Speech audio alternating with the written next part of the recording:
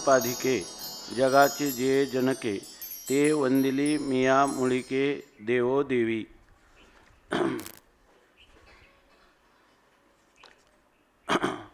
दयाघन श्री अनंत परमात्म्याच्या असीम अनुकंपेने आपण आजपासून अमृतानुभव ग्रंथाच्या जी प्रथम ओवी आहे त्या ओवीच्या निमित्ताने प्रथम प्रकरणाचं चिंतन करण्याला प्रवृत्त झालो. या ठिकाणी प्रकृती आणि पुरुष समावेशन किंवा शिवशक्ती समावेशन असं या प्रकरणाचं नाव काही विद्वान लोकांनी दिलेले आहे. या ग्रंथात मात्र काही त्याचं वेगवेगळं असं नाव दिलेलं नाही. तर या निमित्ताने शिष्टाचाराला अनुसरून मंगलाचरण करतात आणि ते मंगलाचरण देवो देवी यांना मंगलाचरण करतात. तर देव आणि देवी यांचं मूळ स्वरूप जे आहे ते विशुद्ध चैतन्य आहे, म्हणून त्यांचं मूळिके आणि ते हे खरं जगाचं जनक आहे. जगाचं जनक देव आणि देवी आहेत, परंतु देव जे आहे तो त्याचं विवर्त उपादान कारण आहे आणि देवी हे परिणामी उपादान कारण आहे, असं त्यांच्या ठिकाणी हा सुद्धा आरोप केला जातो. वास्तविक जे विशुद्ध चैतन्य आहे ते कार्यही नाही कोणाचं आणि कारणही नाही. अशा चैतन्याला वंदन करणं हे द्वैतात संभवत नाही. म्हणून या ठिकाणी वस्तुनिर्देश म्हणजे निर्गुण ब्रह्माचं निर्गुण ब्रह्मरूपी वस्तूचं या ठिकाणी कथन किंवा निरूपण करतात आणि हे निर्गुण ब्रह्माचं केलेलं वस्तुनिर्देश रूप मंगलाचरण आहे. आता तुम्ही म्हणाल सगुण नाही का, तर तो देवदेवीचं मूळ असल्यामुळं सगुण ब्रह्माचं देखील वर्णन या ठिकाणी केलेलं आहे. कारण मिया वंदिली मुळिके देवदेवी असं म्हणतात. देव आणि देवी ह्या दोघांचं मिळून केलेलं मंगलाचरण हे ह्या सगुण ब्रह्माचं मंगलाचरण केल्यासारखं होईल. दुसरे नमस्क्रियारूप मंगल पण आहे, कारण आपण त्याच्यामध्ये करणाऱ्याने आपल्याकडं कनिष्ठ आणि देवदेवीकडं श्रेष्ठ अशा प्रकारचा भाव धारण केल्यामुळं त्या ठिकाणी नमस्क्रियारूप मंगल देखील होईल आणि ग्रंथ निर्विघ्नपणे पार पडावा म्हणून केलेली ही प्रार्थना आहे. म्हणून या ठिकाणी नमस्क्रियारूप आपलं आशीर्वादात्मक मंगल देखील होईल. म्हणून आयशी हे निरुपाधिके जगाची जे जनके ते वंदिली मिया मुळिके देवोदेवी असं आहे की रामकृष्ण परमहंसांनी त्यांचं जर आपण जीवनचरित्र पाहिलं आणि ही ओवी जर वाचली तर देव आणि देवी ह्या दोघांचंही मंगलाचरण एक आपल्याकडं पौराणिक एक जो दृष्टिकोन आहे तर त्याच्यामध्ये देव आणि देवी पंचदेवताच्या उपासना सांगितल्या, काही देवीच्या उपासना सांगितल्या, काही इष्ट देवता रूपाने त्याच्या उपासना सांगितल्या. परंतु एक अशी पद्धती आहे की ज्याच्यामध्ये केवळ देवाची उपासना नाही आणि केवळ देवीची उपासना नाही. देवी पण हे देवामुळे येतं आणि देवाला देव पण हे देवीच्या सापेक्ष येतं. त्यामुळं युगुल उपासना म्हणतात. वृंदावनामध्ये वगैरे अजूनही चालते. तर ह्या दोन्ही उपासना या ठिकाणी दोन्हींची मिळून उपासना करावी असं एक रीत आपल्याकडं आहे उपासकांमध्ये. तर त्याप्रमाणे पाहिलं तर ही गोष्ट खरी आहे की जर केवळ देवाची उपासना केली देवीला सोडून तर हेही चालत नाही आणि देवीची उपासना केलीच का पाहिजे, तर त्याचं कारण त्यांनी सांगितलं की जर तुम्हाला विशुद्ध स्वरूपात असणारं चैतन्य त्याचं जर यथार्थ ज्ञान व्हायचं असेल तर अनेक प्रतिबंध असतात आणि प्रतिबंध हे मायेचे असतात आणि त्या माया ही देवीचं प्रतीक आहे, देवीचं प्रतीक आहे. म्हणून या ठिकाणी जर तुम्ही मायेची उपासना केली तर तुम्हाला माया ही प्रतिबंध निवृत्त करते. देवाची उपासना करत असताना येणाऱ्या प्रतिबंधाच्या निवृत्तीसाठी माया त्याच्यावर जर अनुग्रह करील तर त्याच्याकडून हे स्थूलमानाने विचार आहेत, परंतु हे विचार प्रात्यक्षिक जीवन जगत असताना हे महापुरुषांनी अशा प्रकारचे उपासना करताना त्या ठिकाणी देवी उपासना करून ह्या प्रतिबंधाची निवृत्ती केली आहे. कारण ती मातृशक्ती आहे. या देवी सर्वभूतेषु मातृरूपेण संस्थिता नमस्तस्यै नमस्तस्यै नमस्तस्यै नमो नमः म्हणून देवीची उपासना केलेली आहे. किंवा आचार्य म्हणतात या आपलं अन्नपूर्णे सदापूर्णे शंकर प्राणवल्लभे ज्ञान वैराग्य सिद्ध्यर्थम भिक्षाम देहीच पार्वती. ज्ञान आणि वैराग्य प्राप्त होण्यासाठी पार्वतीकडे भिक्षा मागतात किंवा ब्रह्मचारी जो ग्रहस्थाच्या घरी मधुकरी मागतो तो पार्वतीच्या स्वरूपात त्या मातृदेवतेला पाहत असतो आणि म्हणून तिच्याकडे भिक्षा तो कशासाठी मागतो तर हे मी केलेल्या अन्नभक्षणामुळं माझ्या अंतःकरणामध्ये सत्वगुणाची अधिक स्थिती व्हावी आणि ज्ञान आणि वैराग्य मला प्राप्त व्हावं म्हणून. रामकृष्ण परमहंसांच्या जीवनचरित्रामध्ये असं आलं की त्यांना ते तर देवीचे भक्त होते, काली मातेचे उपासक होते आणि काली मातेचे उपासक असल्यामुळं ते सगुण साक्षात्कारी भक्त असल्यामुळं ते अखंड मा असं म्हणत असत. कोणती गोष्ट करायची झाली तर ते आईला विचारत असत, आईला म्हणजे आपल्या इष्टदेवतेला, देवीला, काली मातेला. मग एकदा त्या अशा सगुण उपासकाची उपासना परिपक्व अवस्थेला पोचली की तो परमात्माच सांगतो, तेषां सततयुक्तानां भजतां प्रीतिपूर्वकम ददामी बुद्धियोगम तम येन मामुपयांती ते. असे जे भक्त असतात ते माझे भक्त जेणेकरून मला प्राप्त होतील यासाठी मी त्यांच्या बुद्धीमध्ये ज्ञानयोगाची योजना करतो, म्हणजे मी त्याला ज्ञान देतो. मग तो ज्ञान कोणत्याही प्रकाराने माझ्या विठोबाचा कैचा प्रेमभाव आपणची देव होय गुरु. परमात्मा स्वतः त्याच्या अंतःकरणात कधीकधी स्फुरद्रूप होतो किंवा तो परमात्माच गुरुरूपाने त्याच्या जीवनात येतो. आईशी कर्मे साम्यदशा जेथ होय विरेशा तेथ श्रीगुरु आपैसा भेटेचे गा. हे त्या पुरुषाने आपण केलेले निष्काम कर्माचं आचरण ईश्वर समर्पण बुद्धीने केला असेल तर त्याला श्रीगुरु स्वतःहून प्राप्त होतात. जीवनमुक्ती विवेकामध्ये अखंडानंद स्वामींनी ही गोष्ट सांगितलेली आहे.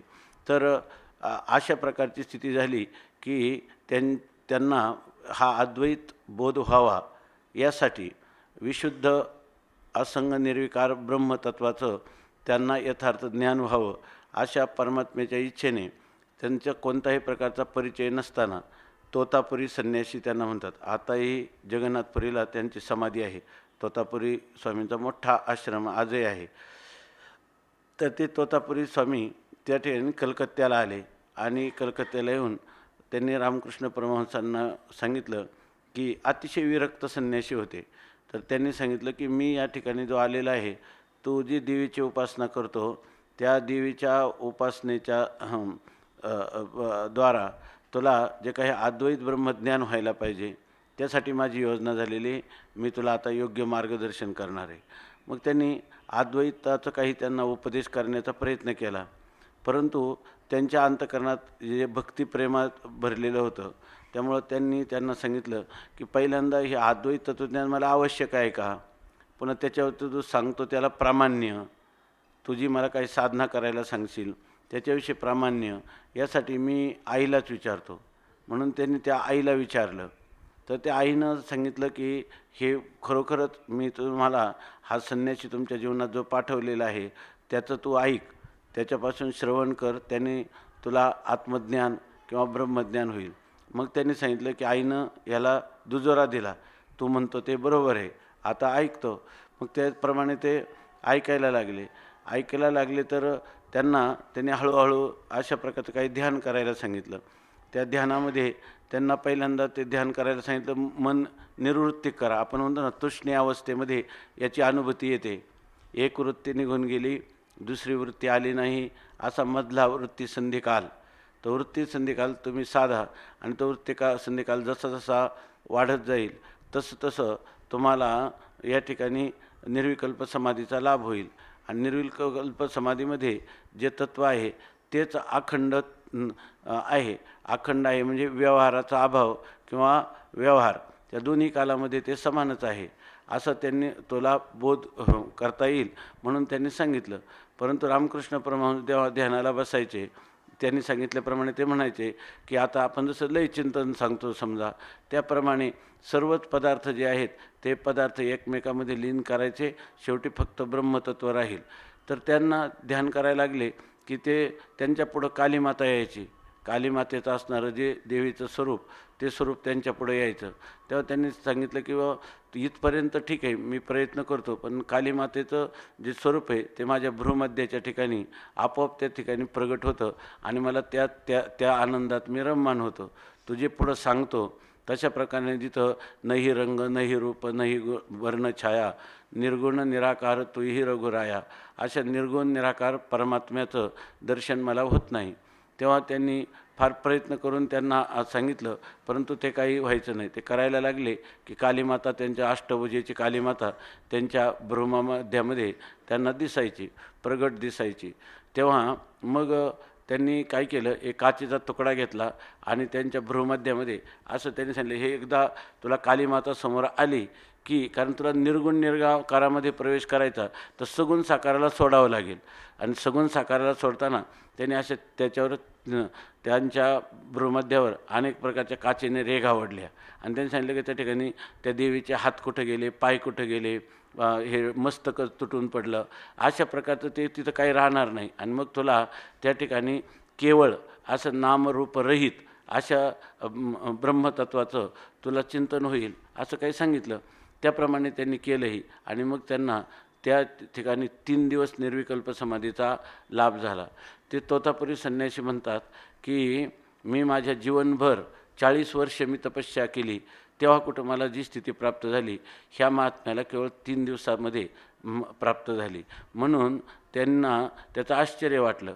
परंतु आत्मबोध किंवा ब्रह्मबोध हा रामकृष्ण परमहंसांना आपण प्राप्त करून दिला. आपलं कर्तव्य जे आहे ते 7 महिने फक्त यांच्या जीवनात होते रामकृष्ण परमहंसांच्या. पण त्याच्यानंतर मग ते काही काळ तिथं थांबले आणि नंतर असं झालं की रामकृष्ण परमहंस पुन्हा ब्रह्मबोध झाल्यानंतरही ते काही केवळ चिदानंद रूप शिवोहम शिवोहम म्हणत बसले नाही. ते पुन्हा कालीमातेची उपासना, पूजा, त्याच्यामध्ये अष्टसात्विक भाव हे सर्व त्यांचं दिसून यायचं. यांना हे एक प्रकारचा बालिशपणा आहे असं वाटायचं. हा तत्त्वज्ञानी पुरुषाचा एक अपरिपक्वपणा आहे असं त्यांना वाटायचं आणि ते परिपक्व करून घेणं ही आपली जबाबदारी आहे. या कारणाने ते तिथं 6 महिने थांबून राहिले आणि जेव्हा जेव्हा हे भावावेशात वगैरे यायचे तेव्हा ते त्या भावाविषयाचा कधी उपास करायचे, कधी त्याचं हसून निराकरण करायचे. अरे काय आलिया आकारा अवघे नासे, आकाराचं काय चिंतन करतो, त्या आकाराचा अधिष्ठान निराकार आहे. गुणांचं काय चिंतन करतो, माझी दया माझी भगवती काली ही गुणमयी आहे, म्हणजे दयाघन आहे. अशा प्रकारचं तू जे चिंतन करतो यापेक्षा ह्या सर्व गुणांच्या अतीत असणाऱ्या तत्त्वाचं चिंतन करणं हे महत्त्वाचं आहे.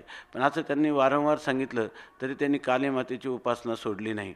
त्यामुळं त्यांनी अनेक वेळा ते नाराजही व्हायचे, त्यांना सांगायचे आणि ते म्हणायचे की हे मला सुटत नाही, मी जरी सोडण्याचा प्रयत्न केला तर ती कालीमाता माझ्यासमोर येऊन उभी राहते, मी त्याला काय करू असं सांगायचे. तेव्हा एक दिवस असं झालं की ते राहत असताना त्या तोतापुरी संन्याशाला त्यांना काही अशा प्रकारचे जुलाब सुरू झाले. त्या जुलाबामध्ये शेम रक्त असं पडायला लागलं, पोटात मुरडा यायला लागला आणि ते एकदम व्याकुळ झाले. त्यांनी मग ते काय करायचे की पोटात मुरडा येतो म्हणून ते समाधी ध्यान करत बसायचे आणि त्यांना थोडी तीव्रता कमी व्हायची. पण ते इतके व्हायला लागले की दिवसातून त्यांना 30-40 अशा वेळेला मलप्रवृत्ती व्हायला लागली आणि प्रत्येक वेळेला पोटात असह्य वेदना होऊ लागल्या. पुढं त्यांना ध्यान करायलाही जमेना. नंतर त्या शरीर त्यांचं 4-6 दिवसात इतकं विकलांग झालं की त्यांना चालता पण येईना. आणि मग त्यांनी एक दिवस केलं की हे देह उपाधीमुळं आपल्याला हा त्रास एवढा होतो, तर ह्या देह उपाधीचा त्याग करावा. असा एकदम निर्विकल्प समाधीपर्यंत पोचलेला तत्त्वज्ञानाचा महापुरुष, ज्याच्या ठिकाणी श्रोत्रियता, ब्रह्मनिष्ठता, औदार्य सगळे गुण ज्याच्या ठिकाणी होते, देहभावाच्या अतीत झालेले, परंतु त्यांना ते असह्य झालं. आणि मग त्यांनी सांगितलं की आता काय करावं. तर त्यांना रामकृष्ण परमहंस रात्री झोपेत असताना त्यांना असं वाटलं की गंगेमध्ये आपण देहविसर्जन करावं.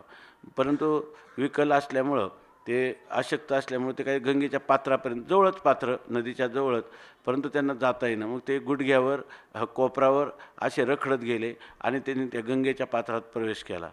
तर त्यांना वाटलं का आता पात्र खोल आहे, गंगामाया आपल्याला वाहून नेईन, म्हणून त्यांनी प्रवेश केला आणि ते बराच खाली तिथून आश्रमापासून बऱ्याच खाली ते परतीराला निघाले. परतीराला निघाल्यावर त्यांना वाटलं की अरे आपण कुठंतरी बुडायला पाहिजे होतं, पण ते पात्र त्यांना पूर्ण बुडवणे इतकं कुठं आढळलंच नाही. मग त्यांनी ठरवलं की आता आपण पुन्हा गंगेमध्ये प्रवेश करायचा. पुन्हा गंगेमध्ये प्रवेश केला आणि ते निघायला त्यांनी आपलं गंगेमध्ये प्रवेश केला.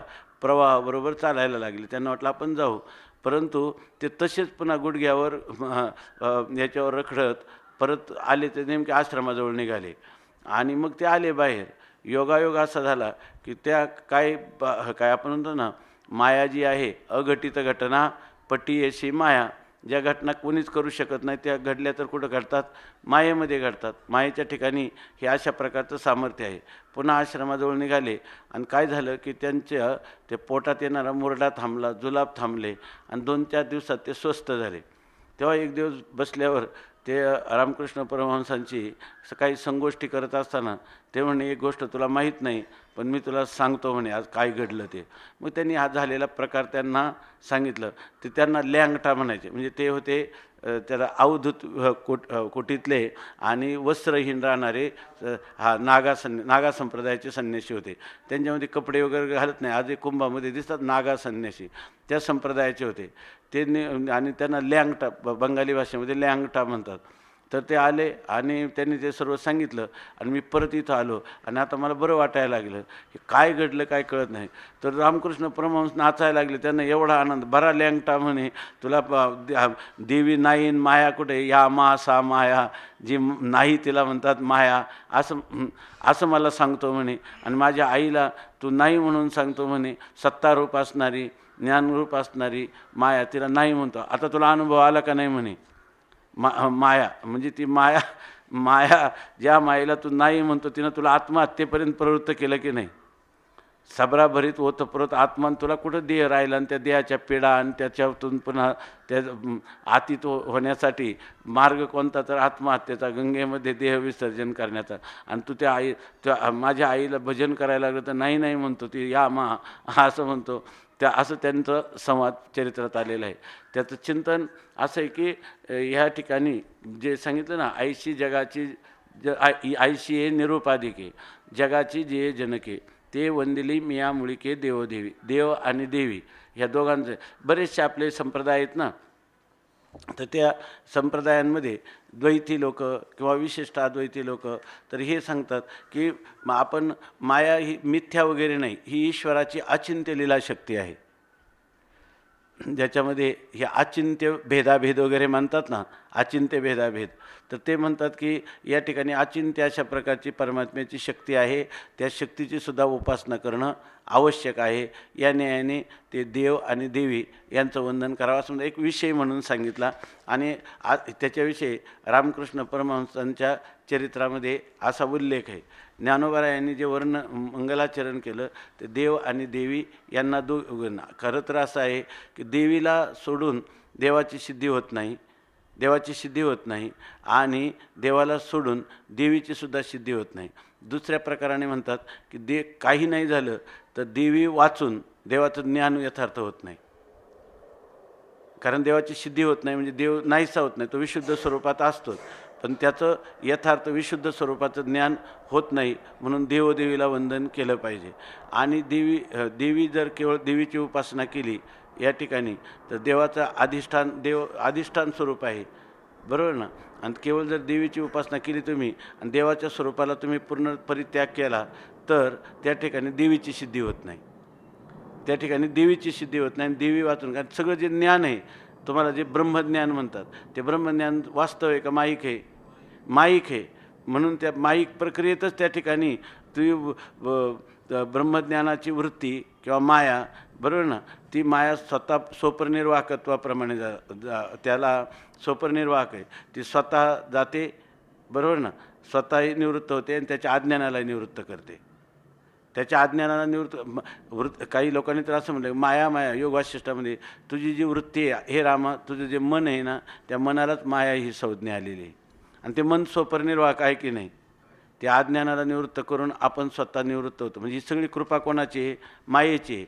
नाहीतर जर तुम्ही ब्रह्मज्ञानाचा अभिनिवेश धारण केला तर ती काय आहे? मायाच आहे. आणि ती माया काय करते? बरोबर ना? त्यांनी सांगितलं की अज्ञानाला निवृत्त करते, ज्ञानरूपाने पुन्हा हळहळ होऊन उठते. अशा प्रकारे म्हणजे मायेचं परिपूर्ण निराकरण करण्यासाठी त्या मातृशक्तीची उपासना हेच त्याला साधन आहे. म्हणजे ती माया त्याच्यावर पूर्णपणे अनुग्रह करून त्याला विशुद्ध स्वरूपात अवस्थान त्याचं करून देते. अशा प्रकारचे संकल्पना आहे. आता हे जे इथं तत्त्वज्ञानाचं चिंतन आहे, इथं तत्त्वज्ञानाचं चिंतन आहे. म्हणून या ठिकाणी शिव आणि शिवा किंवा शिव आणि शक्ती हे जे दोन आहेत, तर या प्रकृती आणि पुरुष. तर प्रकृतीला या ठिकाणी चित किंवा स्वसंवेद्य चित असं म्हटलं आणि पुरुषाला या ठिकाणी सत्ता असं म्हटलं. आणि प्रकृती आणि पुरुष म्हणजे सत्ता आणि सत आणि चित हे दोन्ही कधी एकमेकाला सोडून राहत नाहीत. हे दोन्ही अविभाज्य आहेत आणि त्यांचं जे ऐक्य आहे ते आनंद स्वरूप आहे. म्हणजे सच्चिदानंद स्वरूप परमात्मा आहे आणि त्या सच्चिदानंद स्वरूप परमात्म्याला मी अभेदाने वंदन केलं असं आपण याच्यामध्ये चिंतन केलं सकाळी. बरोबर आहे ना? जे सत आहे ते चित आहे, सच्चित हे कोणी आहे? आनंद आहे.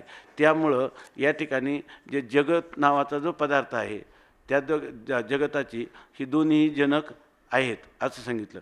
परंतु दोन्ही जनक आहेत असं म्हणताना त्याच्या ह्या दोन्हींना वंदन केलं नाही. त्यांचं जे मूळ स्वरूप आहे विशुद्ध असणारं ब्रह्मचैतन्य, त्या ब्रह्मचैतन्याला आत्मत्वाने वंदन हे इथलं मंगलाचरण आहे. असं हे मंगलाचरण आहे. थोडक्यात काय या ग्रंथाचा विषय काय राहील? ब्रह्मचैतन्याला अवशिष्ट ठेवणं किंवा म्हणजे ब्रह्मचैतन्यच केवळ आहे असं पाहणं. आणि हे ब्रह्मचैतन्य केवळ ज्या वेळेला यांचा आपण निराश करू तेव्हा आहे असं नाही. ज्या वेळेला हे जगत आहे त्यावेळेला जगताचं कारण माया आहे. बरोबर ना? माया आहे. नंतर मायेमध्ये प्रतिबिंबित ब्रह्मचैतन्य आहे. तरीसुद्धा त्या काळामध्ये ते जे एक मूळ चैतन्य आहे, मूळिक आहे, ते अबाधित, त्यांनी असंग निर्विकार जैसच्या तसंच आहे आणि ते खरं आपलं स्वरूप आहे असा निश्चय करून त्या स्वरूपात राहणं.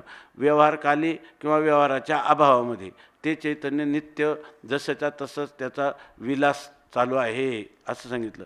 त्या काळामध्ये जर व्यवहारकाल असला तर सागरावर जशा लहरी असाव्यात तशा प्रकाराने आहे. आणि जर तुम्हाला पाहिजे असेल विचारकाली तर जे सच्चित आणि आनंद तिन्ही काय आहेत? एकरूप आहेत.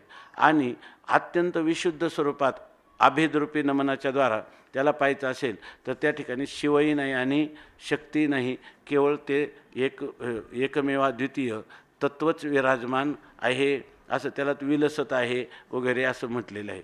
दुसरं काही नाही असं साधारणपणे त्याचं सांगतात. आता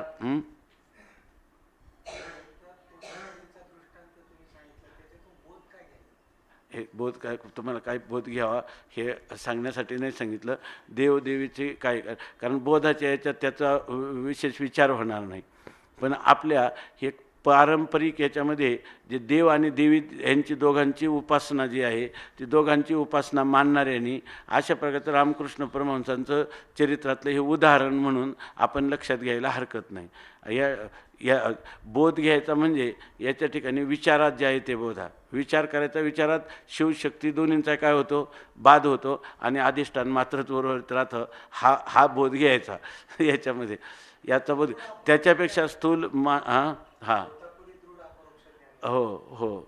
मग त्याच्यामध्ये काय दृढ अपरोक्ष ज्ञान झाल्यानंतरही त्या मनुष्याला पूर्वसंस्कार आणि भक्ती करावा असं वाटत नाही का? आणि मिथ्या जर देह असला तर मिथ्या देहाचा, बरोबर ना, मिथ्या देहामध्ये ज्ञान होऊनही आत्मघाताची प्रवृत्ती व्हायची नाही काय? हे काय आत्मज्ञानाचा आत्महत्येची प्रवृत्ती निवृत्ती हे याचं फल आहे काय? अद्वैत बोध ज्ञानाचं काही नाही. हे त्याच्या उलट हात झालेला काय चैतन्याचा विलास आहे. याच्या ठिकाणी दुसरं काय म्हणायचं? त्या चैतन्याचा काय फक्त विलास आहे, म्हणजे चैतन्याचा विवर्तच आहे तो. हे काय याचा अर्थ त्यांना दृढ अपरोक्ष ज्ञान झालं नव्हतं असं नाही म्हणत. दृढ अपरोक्ष ज्ञान झाल्यानंतर व्यवहार काय व्हावा आणि काय नाही, बरोबर ना, हे त्यांच्या काही हातात नाही. कसा व्यवहार व्हावा कारण सुखदुःख होऊ नये हेही त्याचं फल नाही. सुखदुःखाचा साक्षात्कार त्याला होऊ शकतो. त्यामुळे ते काही सांगायचं स्थूल मानाने ही गोष्ट दिसून येते की उपासनेच्या प्रांतामध्ये शिव आणि शक्ती ह्या दोघांची एकत्र उपासना केली जाते आणि ती उपासनासुद्धा उपयोगाची आहे. आणि त्या संप्रदायाचे लोक ती उपासना तुम्हाला ब्रह्मतत्त्वज्ञानासाठी उपयोगाची आहे असं सांगतात. एवढंच सांगितलं. आता तिचा स्वीकार करावा म्हणून नाही. आणि तुम्ही जे म्हणता मग त्यांचा बोध झाला होता की नाही? हां.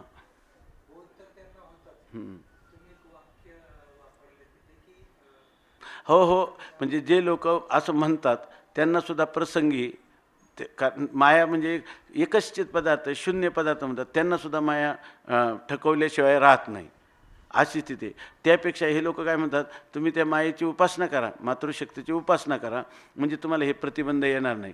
कारण जसं ईश्वराची उपासना केल्यावर तो का म्हणे माया होय दासी लागे पाया. जर तुम्ही ईश्वराची उपासना केला तर माया कोण आहे? ईश्वराची एक अविभाज्य असणारी शक्ती आहे. ती शक्तीसुद्धा तुमच्यावर कृपा करीत की जी तुम्हाला प्रतिबंध करीत होती. आणि जर तुम्ही केवळ मायेची उपासना केली आणि ईश्वराची उपासना केली नाही तरीसुद्धा तुम्हाला येणारी प्रतिबंधाची निवृत्ती होत नाही. उलट त्या शिवाची शक्तीची उपासना केली आणि शिवाची उपासना केली नाही तर तुम्हाला अधिक प्रकारचे प्रतिबंध येतात. आणि ते प्रतिबंध किती येतात यांनी सांगितलं. लक्ष्मी विश्वगुरु हरीची पत्नी, आपण नेहमी म्हणतो लक्ष्मी विश्वगुरु हरीची पत्नी. आता लक्ष्मी ही धनाची देवता आहे आणि सगळे लोक देवीची उपासना करतात का नाही? लक्ष्मीची. पण लक्ष्मीची उपासना करत असताना जर तुम्ही विष्णूची उपासना केली नाही तर त्यांनी सांगितलं नाथ महाराजांनी लक्ष्मी विश्वगुरु हरीची पत्नी आणि जो तो अभिलाषी ते लागुनी. बरोबर ना? तो प्रत्येकजण तिची अपेक्षा करतो की नाही? मग आता लक्ष्मी मिळायला पाहिजे ना, पण लक्ष्मी मिळत नाही. उलट ते म्हणतात ते निधी त्याचीच त्या लागुनी. लक्ष्मी ही विश्वगुरु हरीची पत्नी आहे, ती आपली आराध्य आहे, तिची आपण इच्छा करू नये, तिची आपण आराधना करावी. पण तिला न दिल्यामुळं ती केलेली उपासना कोणाची करतात? लक्ष्मीची. तिची अभिलाषा करतात आणि ती पत्नी कोणाची? परमात्म्याची. पण परमात्म्याला समर्पण करत नाही. ती कोणाला पाहिजे? आपल्याला पाहिजे अशी इच्छा करतात. ते पत्नी हरी पचवी. तर त्याला काय करतो? घोर नरकामध्ये त्याचा नरकपात परमात्मा करतो आणि त्याला लक्ष्मी तर मिळत नाही, त्याला पातकाची प्राप्ती होते असं सांगितलं. याचा अर्थ देवाची पण उपासना आवश्यक आहे की नाही? देवाची उपासना आवश्यक आहे. आता पुन्हा जे काही तुम्ही म्हणता, काही लोक म्हणतात की आम्ही हे सगळे प्रकार सांगितले. एक काही लोक म्हणतात की देवाचीच उपासना करायची, देवीची वेगळी उपासना करण्याची गरज नाही. मग देवाची उपासना जर केली तर देवीची उपासना करण्याची गरज नाही असं म्हणतात. त्याचं स्पष्टीकरण काय आहे? देवी ही देवाला सोडून राहत नाही. देवी ही त्याचे अनुचर आहे की त्याच्या अनुज्ञेचं पालन करणारी देवता आहे. म्हणून जर मनुष्य ईश्वराची, पांडुरंगाची, आपल्याकडे दोन प्रकार आहेत. पांडुरंगाचीच केवळ उपासना केली जाते. आपल्या वारकरी संप्रदायामध्ये ते जे दैवत आहे आपलं इष्टदैवत ते आईसाहेबांसहित इथं नाही. जसं वृंदावनामध्ये युगुलाची उपासना केली जाते, इथं पांडुरंग परमात्मा एकटाच आहे. परब्रह्मलिंगम भजे पांडुरंग. पाठीमागे आईसाहेब पाठीमागे तर रुक्मिणी मातोश्री. तर याचं कारण मग आता मग तुम्हाला प्रतिबंध होईल का? तर प्रतिबंध होणार नाही वारकरी म्हणतो. कारण का होणार नाही? तर तुका म्हणे माया आणि होय काय तो अभंग आहे सगळा अभंग. तुटे भवरोग संचित क्रियमान भोग आईशे विठोबाचे नाम उच्चा खंडे जन्म वसो न शके पाप जाये त्रिविध तो ताप. हे सगळं पांडुरंगाच्या, केवळ पांडुरंगाच्या उपासनेचं फल आहे की नाही? आणि तुका म्हणे माया होय दासी लागे पाया. साक्षात माया आहे ना. माया काय आहे?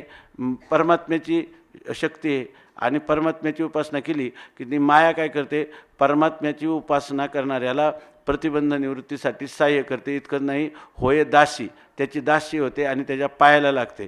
तुझे काय प्रतिबंध असतील ते मी निवृत्त करते. पण उपासना कोणाची केली? पांडुरंगाची. आणि प्रतिबंध निवृत्त झाले की नाही? आणि देवीनंच केले की नाही? देवीनंच केले. पण कशाच्या उपासना बरोबर केले? पांडुरंगाच्या. मग तिथं युगलाची उपासना सांगितली का? नाही. अशा अनेक परंपरा आहेत. त्या एक आहे का? ते आपले जे हे ना, त्यांनी एक उपासना म्हणून काय उपासना दीक्षा म्हणून एक ग्रंथ लिहिलेला आहे. पंडित कविराज काय त्यानं आपल्याकडे आहे ते ग्रंथ. कवी सगळ्या ह्या काळात सगळ्यात मोठे हे ते कविराज काय नाव आहे त्यांचं, आता माझ्या लक्षात नाही, सगळ्यांना प्रसिद्ध आहे. तर त्यांनी आपल्या भारतामध्ये अनेक प्रकारच्या उपासना सांगितल्यात, पण या सगळ्या उपासना यांची परिणती वेदांत तत्त्वज्ञानात होते. वेदांत तत्त्वज्ञानाला अधिष्ठान करूनच ह्या सगळ्या उपासना आहेत. देवदेवीची असो, एकट्या देवीची असो, एकट्या देवाची असो, किंवा त्याला काय म्हणतात 5 जणांची केलेली उपासना, त्याला काय पंचायतन महापूजा असो, ह्या कोणत्याही देवदेवताच्या सगळ्या उपासना ह्या वेदांत तत्त्वज्ञानामध्येच परिणत व्हाव्यात, अशाच प्रकारच्या ह्या उपासनेची योजना पुराणातल्या असो, स्मृतिग्रंथातल्या असो, ह्याच्यामध्ये किंवा परंपरेनं काय आलेल्या असो, या सगळ्यांचं फलित काय आहे? वेदांत तत्त्वज्ञान, औपनिषदीय ब्रह्मज्ञान, हेच त्या सगळ्यांचं फलित आहे असं त्यांनी सांगितलेलं आहे. तर त्यासाठी हे थोडं सांगितलं. हे जे शब्द आहे तिथं म्हणून ते मिया वंदिली मुळिके देव देवी. आणि याच्यात तर आपण सकाळी चिंतन केलंच आहे की सत आणि चित आणि आनंद, सत आणि चित याला देव आणि देवी अशी संज्ञा त्यांनी दिलेली. दुसरं काही विचार करायचं कारणच नाही इथं. आता ह्या कितीतरी दुरून याच्यावर कितीतरी शंका काय येईल. इथं काही नाही. सत जे आहे ते चित आहे आणि सच्चित एक आहे आणि त्यांचं ऐक्य हे आनंद आहे, बरोबर ना. आणि जिथं सच्चित जर दोन्ही एक आहे तर आनंद त्यांना सोडून कधीच नाही. यालाच म्हणतात सच्चिदानंद असं सांगितलं. मग या ठिकाणी सच्चिदानंद पद जे आहे, विशुद्ध सच्चिदानंद कोणत्या शब्दाने वाच्य होईल? सच्चित पदाचं तरी वाच्य आहे का?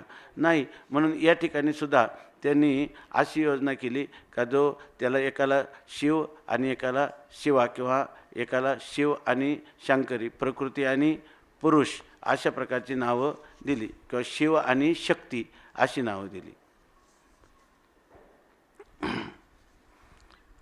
एवं हेचे आद्ये वंदिले येण्याचे आनंदे आता मागुती विशदे विवृत्तेचे. आता हे पहिल्या ओवीमध्ये जे मंगलाचरण केलं त्याचंच विशदीकरण किंवा स्पष्टीकरण आपले गुले महाराज सांगायचे की मी अमृतानुभवाचं मला गुरुजींनी सांगितलं होतं चिंतन करायला, आजानुक्षाखाली काही पारायण करा असं सांगितलं होतं, पण माझ्याकडून ती घडली नाही. पण मी घरी दररोज त्याचा स्वाध्याय करतो. पण मला सर्वात मोठं अडचणीची ओवी वाटते पहिलीच, असं ते म्हणायचे. अमृतानुभवाचं चिंतन काही झालं नाही असं ते म्हणायचे. तर ते म्हणायचे की आईशी हे निरुपाधिक हे शब्दच माणसाला इतका घोटाळ्यात टाकतो का ही दोन्ही निरुपाधिक कशी, असं काही चिंतन झालं नाही त्यांना. जर ते म्हणजे मी अनेक लोकांकडून ऐकलंही त्याच्यामध्ये, पण मला काही समाधान झालं नाही म्हणावं, असं समाधान कधी वाटलं नाही म्हणणे. कारण आईशी हे निरुपाधिक, दोन्ही निरुपाधिक कशी, शिव आणि शक्ती किंवा देव आणि देवी असं म्हणायचे. तरी समजा आपण हे जे सकाळी चिंतन केलं याने जणू काय आपल्याला थोडंसं त्याचं स्पष्टीकरण झालं असं समजून आपण पुढच्या ओवीकडे प्रवृत्त हो. आहे की नाही? जो प्रियूचे प्राणेश्वरी उलथे आवडीचे सरोवरी. जर ह्या अमृतानुभवामधून देव आणि देवी हेच दोन उपास्य आहेत, त्याच्याशिवाय आपल्याला आत्मज्ञान होणार नाही, अशा भूमिकेतूनही ह्या मंगलाचरणाकडे कोणी पाहिलं तरी त्याच्या पदरात पुष्कळ काही पडत. म्हणजे त्याची काही ना काहीतरी तिकडं गती झाल्याशिवाय राहणार नाही. आता इतकं स्थूल बुद्धीनं घ्यावं याच्यासाठी हा ग्रंथ नाही, पण याच्यात मध्ये कोणी जर पाहिल, आता ह्या ग्रंथाला पूर्णपणे काश्मीरी शैवांचा हा ग्रंथ आहे असं म्हणून त्याच्याकडं पाहतात. काश्मीरी शैव परंपरेला अनुसरणाराच हा ग्रंथ आहे असं अनेक पंडितांनी हे केलं. आता त्याला कोण काय करणार आहे की नाही? आता जे शिव आणि हे एकमेकाला सोडून राहत नाहीत असं पुढचं वर्णन आले. म्हणजे त्याचा अर्थ ते शिवाची शक्ती हे विशेषण आहे, एकमेकाला कधीच सोडून राहत नाही. म्हणजे ती काय झाली, त्याचं विशेषणच नाही झाली का? विशिष्ट अद्वैतच आलं की नाही याच्यामध्ये? शिव आणि शक्ती हे परस्परांना कधीच सोडून राहत नाहीत असं सांगितलं. मग परस्परांना सोडून राहत नाही असं म्हटलं म्हणजे ती त्याचं विशेषण झाली की नाही? मग हा ग्रंथ कशा झाला? विशिष्ट अद्वैताचा झाला की नाही? आणि परमात्म्यामध्ये कधीच अफूट राहून हे जगदरूपी, हे विश्वरूपी हे चित्र तुम्हाला दिसतं असं जर तुम्ही म्हटलं तर या ठिकाणी शुद्ध अद्वैताचा, वल्लभाचार्यांचा शुद्ध अद्वैताचा संप्रदाय झाला की नाही? वल्लभाचार्यांचं तुम्ही नेहमी हीच वाक्य योजणार ना. तर ही सरळ सरळ विशिष्ट अद्वैताकडं किंवा शुद्ध अद्वैताकडं जातील की नाही. आणि शिव आणि शक्ती या दोघांचंही नमन केलेलं आहे. त्यावरून द्वैत हे दोन, शिव आणि शक्ती हे दोन आहेत असंच वेद ह्या अमृतानुभवामध्ये प्रतिपादन केलेलं आहे की नाही. द्वैत जे आहे माधव मुनींचं ते नाही का याच्यामध्ये असं स्पष्ट होईल. ही सगळी अध्यारोपाच्या भाषेत कसं आहे, त्याचा अपवाद कसा केला आहे आणि अध्यारोप अपवादातून निष्प्रपंच तत्त्व जे आहे ते कसं सांगितलं, ही गोष्ट काय प्रत्येकाच्या बुद्धीवर आरूढ होईल अशा प्रकारची नाही. ग्रंथ तसा जटिल आहे, गहन अशा प्रकारचा आहे. आता हेच शब्द आपण बोललो आणि आता हे बोललो की याचा विशिष्ट अद्वैत सिद्ध होत नाही का नाही, माध्वाद्वैत सिद्ध होतं की नाही, आणि याच्यामध्ये शुद्ध अद्वैतही सिद्ध होतं की नाही. अचिंत्य भेदाभेद म्हणलं तर निंबार्काचार्यांचं द्वैत सहिष्णू अद्वैत सिद्ध होते का नाही, बरोबर आहे की नाही. आणि अनिर्वचनीय ख्याती मानून याची संगती लागत नाही का. मग ती मानली तर शंकराचार्यांचं शंकर अद्वैत सिद्ध होत नाही का, केवळ अद्वैताचा सिद्धांत याच्यात नाही का. मग आता याच्यात सगळे सिद्धांत दिसायला लागले. आरशामध्ये माणसाने जसं पाहावं तसं जिकडं तोंड केलं, जसं अंगविक्षेप केला सगळा तिकडं दिसतो की नाही, तसं तुम्हाला दिसू लागेल आहे की नाही. आणि त्यांनी तुम्हाला काय होईल, बुद्धीमध्ये अधिक घोटाळा होईल, बुद्धीमध्ये अनेक गुंतागुंत होईल. परंतु त्याच्यामध्ये ठळक प्रमेय जे आहे ते प्रमेय तुम्हाला दिसणार नाही. याच्यासाठी काय आहे, एकच जी विचाराची पद्धती आहे, ज्या पद्धतीला अनुसरला असताना निश्चित आपल्याला सिद्धांत दिसला पाहिजे आणि तो आपल्याला आत्मसात झाला पाहिजे, तो इथम रूपाने निश्चित झाला पाहिजे. नाहीतर मग काय होईल, आपल्याला त्याच्यापासून काही प्राप्त झालं असं नाही, काही फलश्रुती प्राप्त होणार नाही. म्हणूनही या काही लोकांनी जे याचं केवळ अद्वैताकडे सांगताना खूप मोठं इतरांचं खंडन केलेलं आहे. तर ते करणं पण आवश्यक आहे. जर कोणाच्या बुद्धीत आलं तर केलं पाहिजे. जर कोणी आला शुद्ध अद्वैतवाला म्हणायला लागला की हे शुद्ध अद्वैताचा सरळ सरळ ग्रंथ आहे, तर काय करणार आपण, तिथपर्यंतच ठेवणार का त्यांना, ऐके नाही. आपल्या संप्रदायामध्ये शुद्ध अद्वैताचा आपला संप्रदाय आहे का, विशिष्ट अद्वैताचा आहे का, अचिंत्य भेदाभेद मानणार आहे का, असा नाहीच ना. त्यामुळं आपल्याला त्याला शांकर तत्त्वज्ञानाकडे जात असताना जर हे काही प्रतिबंध आले तर जसं खडा बाजूला करावा लागतो तसं याच्यामध्ये अशी स्थळं निवडावी लागतील का जेणेकरून तुम्हाला इथं शुद्ध अद्वैत किंवा विशिष्ट अद्वैताचा गंधसुद्धा याच्यामध्ये नाही असंच तुम्हाला सिद्ध करावं लागेल. शेवटी ग्रंथ काय सिद्ध झाला, केवळ अद्वैताचाच ग्रंथ सिद्ध झाला असं तुम्हाला करावं लागेल.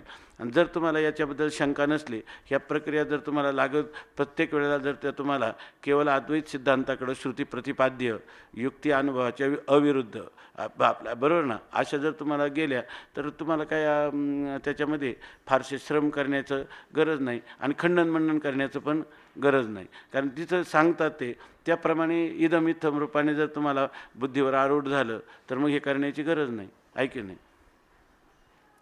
आता दुसरी ओळी, जो प्रियूची प्राणेश्वरी उलथे अमृतानुभवाचा अभ्यास कसा करावा हाही एक प्रश्न आहे. पुन्हा अमृतानुभवाचं चिंतनाची दिशा कशी ठेवावी हे आपल्याला ठरवावं लागेल याच्यामध्ये. कारण ही अशीच ठिकाणी येणार त्याच्यामध्ये.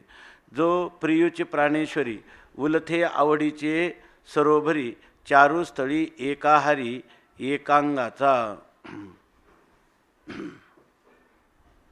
जो प्रियूची प्राणेश्वरी आवडीचे सरोभरी उलथे चारुस्थळी एकाहारी एकांगाचा, याचा अन्वय केला आहे. त्या अन्वयाप्रमाणे जर पाहिलं तर जो प्रियूची चारुस्थळी एकांगाची एकाहारी आवडीचे सरोभरी प्राणेश्वरी उलथे. जो प्रियूची, जो प्रिय असणारा, तो प्रिय चारुस्थळी म्हणजे सुंदर अशा ठिकाणी, स्थळ चारू म्हणजे सुंदर, सुंदर अशा स्थळावर एकांगाची म्हणजे एकाच अंगाची म्हणजे आपल्या एकाच अधिष्ठानावर, आणि एकाहारी म्हणजे एकाच पंक्तीला, आणि किंवा एकांगाची म्हणजे आपल्या एकपणा मोडू न देता, एकाहारी म्हणजे एकाच पंक्तीला आवडीचे सरोभरी म्हणजे आवडीच्या वेगात, तो प्राणेश्वरी उलथे. प्राणेश्वरी म्हणजे देवी, देवीच्या रूपाने तो उलटतो म्हणजे देवीच्या रूपाने तो रूपांतरित होतो किंवा देवीचं रूप धारण करतो असं सांगितलं. म्हणजे आता माऊलीनं जे हे सांगितली ना ओवी, ह्या ओवीत येणाऱ्या शंका पण निराकरण होत जातील. देव आणि देवी ना वंदन केलं, पण त्या देवदेवीचं स्वरूप काय आहे? तर देवदेवीचं स्वरूप असं आहे, ते म्हणतात एक मुळिके. मुळिके म्हणजे अधिष्ठानावर. देव आणि देवी हे त्या अधिष्ठानावर भासमान होणारे आहेत. एकाच अधिष्ठानावर भासमान होणारे देव आणि देवी.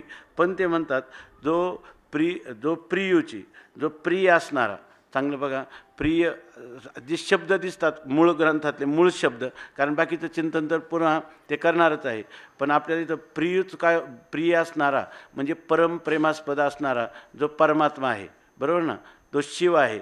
तोच काय करतो, चारुस्थळी म्हणजे अत्यंत सुंदर स्थळाच्या ठिकाणी, म्हणजे या ठिकाणी चारुस्थळ म्हणजे शुद्ध असणारं जे अधिष्ठान, परमप्रेमास्पद असणारं जे अधिष्ठान, त्या अधिष्ठानावर हा प्रिय म्हणजे परमप्रेमास्पद असणारा शिव, बरोबर ना, हा शिवच काय करतो, एकांगाची. इथं एकांगाची म्हणजे आपलं अंग जे आहे ते एकच आहे, म्हणजे ते एकपणा त्याचा कधीच मोडत नाही. ते एकच राहतं, निरपेक्ष एक. त्या एकपणामध्ये कोणत्याही प्रकारचा बदल होऊ न देता एकाहारी म्हणजे एकाच पंक्तीला म्हणजे शिव आणि शक्ती हे दोघंही एकाच पंक्तीला राहतात. म्हणजे अर्धनारी नटेश्वराप्रमाणे. जसं अर्धनारी नटेश्वराचं रूप काय, एकच पंक्तीला राहतं की नाही, अर्ध ते आणि अर्ध हे, अर्ध असणारं अर्धनारी नटेश्वर, त्या पार्वती मातेचा अर्ध आणि भगवान शंकराचं अर्ध, त्याला म्हणायचं अर्धनारी नटेश्वर. ते एकाच पंक्तीला काय करतात, आवडीचे सरोवरी म्हणजे वेग, आवडीच्या वेगाने तो असणारा प्रिय, तो शिव, तोच काय होतो, चारुस्थळी, त्या चारू म्हणजे त्या अधिष्ठान स्वरूपावर एकाहारी एकांगाची. दोघांचं अंग काय आहे, एकच आहे, पण तो एकांगाची काय करतो, आवडीचे सरोवरी उलथे, काय प्राणेश्वरी उलथे, म्हणजे प्राणेश्वरीच्या रूपाने तो उलटतो म्हणजे प्राणेश्वरीच्या रूपाने तो नटतो. म्हणजे एकाच अधिष्ठानावर तो परमात्मा आवडीच्या भरामध्ये तोच प्राणेश्वरी रूपाने होतो किंवा देवीच्या रूपाने होतो, असा सरळ अर्थ झाला, बरोबर ना. आणि त्यांचं अधिष्ठान कोण, चारुस्थळ. आता हे सगळे ते चाळीकवार डॉक्टर सांगायचे, त्यांच्याजवळ 13-14 अमृतानुभव होते आणि सगळे चांगल्या विद्वानांचे होते. त्याच्यामध्ये काही लोकांनी हे जे मूळ आहे ह्या प्रकरणाचं, हे सगळं शृंगारिक आहे असं त्यांनी सांगितलं होतं. तर कारण त्याचे वात्स्यायन जे मुनी आहेत त्यांनी जे कामशास्त्र केले, त्या कामशास्त्रामध्ये हे पारिभाषिक शब्द आहेत. हे चारुस्थळ, एकांग, एकाहारी, उलथे, आवड, हे ज्या गोष्टी आहेत ह्या सगळ्या त्या शृंगारशास्त्रातले हे सगळे पारिभाषिक शब्द आहेत असं त्यांनी सांगितलं. परंतु आता हे पारिभाषिक तर काही शृंगारशास्त्राचा हा ग्रंथ नाही, परंतु रूपकामध्ये तो संपूर्णपणे अद्वैत तत्त्वज्ञानाच्या स्पष्टीकरणासाठी तो बसतो, म्हणून त्यांनी हे प्रकरण अशा रीतीनं माऊलींनी सांगितलेले असं ते सांगायचे. तर ते सांगतात, जो प्रियूची चारुस्थळी एकांगाची एकाहारी आवडीचे सरोवरी प्राणेश्वरी उलथे, असं त्याचा अनुवाद केला. याचाच अर्थ जो प्रिय आहे म्हणजे कोण, शिव, तो चारुस्थळी म्हणजे आपल्या स्थळावर, म्हणजे आपल्या सुंदर असणाऱ्या अधिष्ठानावर, एकांगाची आपला एकपणा न मोडता, एकाहारी म्हणजे एका पंक्तीला, कसं अर्धनारी नटेश्वराप्रमाणे एका पंक्तीला, आवडीचे सरोवरी आवडीच्या वेगात, आणि प्राणेश्वरी उलथे म्हणजे प्राणेश्वरी रूपाने तो या ठिकाणी परिणत होतो किंवा प्राणेश्वरीचं रूप धारण करतो. अशा प्रकारे याचा अन्वयानुरूप अर्थ या ठिकाणी दिला. आता यात जे काही शिवकल्याण स्वामी आहे या ओवीच्या संबंधाने काय सांगतात, जो प्रियुचिकी प्राणेश्वरी म्हणजे पुरुषाची प्रकृती अवधारी, सच्चिदत्वे जे कुसरी बोलिली मागे. आता एक धागा घ्यायचा, त्यांनी आपल्याला या ठिकाणी शिव आणि शक्ती, प्रकृती आणि पुरुष ह्या शब्दांचा अर्थ, प्रकृती म्हटलं का स्वसंवेद्य असणारं चित्त, आणि पुरुष म्हटलं की केवळ सत्ता मात्र, असं या दोघांना म्हटलेले. आणि ह्या दोघांचं ऐक्य म्हणजे आनंद, आपण सांगितलं सकाळी नाथ महाराजांनी म्हणलं सत्पद ते ब्रह्म आणि चितपद ते माया, आनंदपदी जया म्हणती हरी, असं पाहिलं आहे ना. तर तीच गोष्ट इथं सांगतात ते जो प्रियुचिकी प्राणेश्वरी. आता स्पष्टीकरण करायला सुरुवात केलं. ते म्हणतात आम्ही शिवशक्ती यांचं आनंदाने वंदन केलं. आता आनंदाने जे वंदन केलं म्हणजे याचा अर्थ काय सांगितलं, आम्ही शिवशक्तीचा या ठिकाणी सत आणि चित असा अर्थ केला आणि त्यांच्या ऐक्याला आनंद असं म्हटलं. हा भाग आत्तापर्यंत आला. आता हे असं का म्हटलं त्याचं विवरण आम्ही पुढं करू म्हणतात. आता मागुती विशदी विवृतेची. आता मागून आम्ही त्याचं विशदीकरण स्पष्टीकरण करत आहोत. ते स्पष्टीकरण असं आहे, जो प्रियुची की प्राणेश्वरी, जो प्रिय आहे ना तोच प्राणेश्वरी आहे.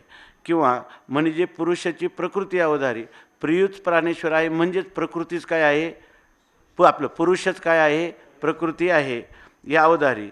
आणि सच्चिदत्वे जे कुसरी बोलिली मागे, सच्चिद अशा प्रकारचं कुसरी. कुसरी शब्दाचा अर्थ आहे कौशल्य.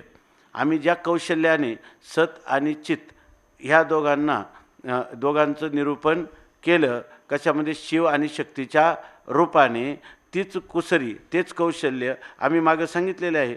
दोपणे रूपा येते त्या आवडीच पुरती, परी निजात्मैक्य स्थिती भंगलीचं नाही. आता ते आपल्या मूळ पदावर कायम राहतात. शिवकल्याण स्वामी ते म्हणतात दोपणे रूपा येते, दोनपणाने ते तुम्हाला रूपाला येतात, म्हणजे अभिव्यक्त दोनपणाने येतात.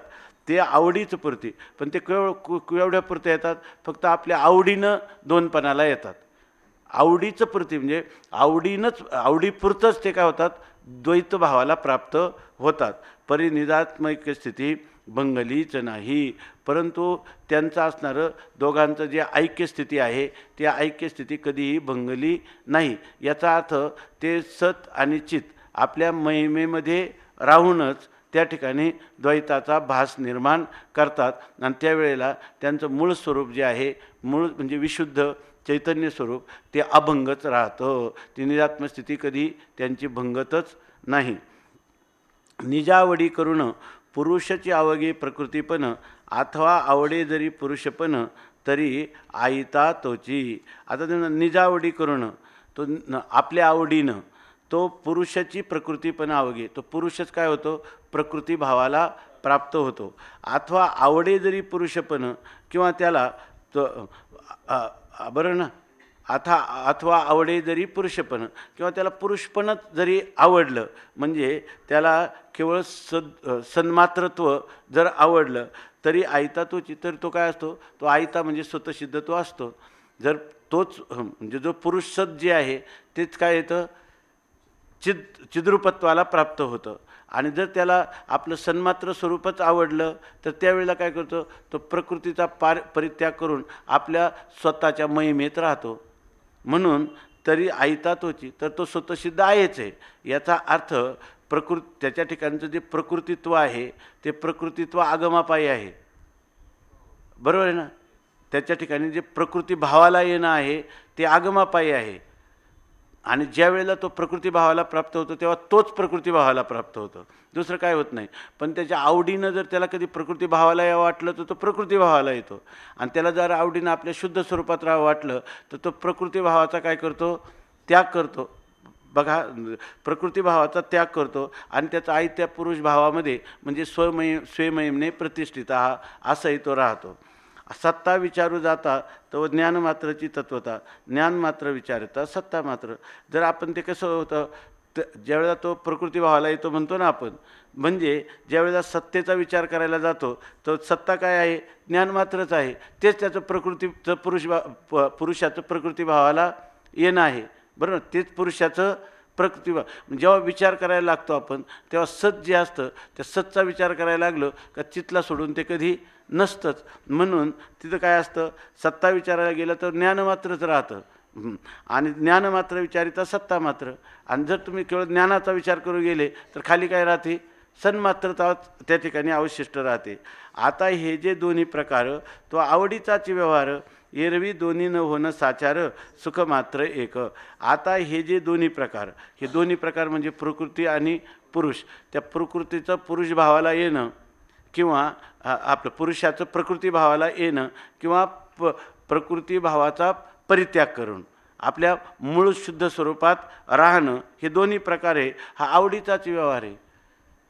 तो ज्या वेळेला हा संपूर्ण जगत उत्पत्तीचा व्यवहार प्रकृतीच्या द्वारा करतो, तीसुद्धा त्याची काय आहे, आवडच आहे. आणि ज्या वेळेला तो त्याचाही त्याग करून आपल्या शुद्ध महिमेत राहतो, हा दोन्ही त्याच्या आवडीचा व्यवहार आहे.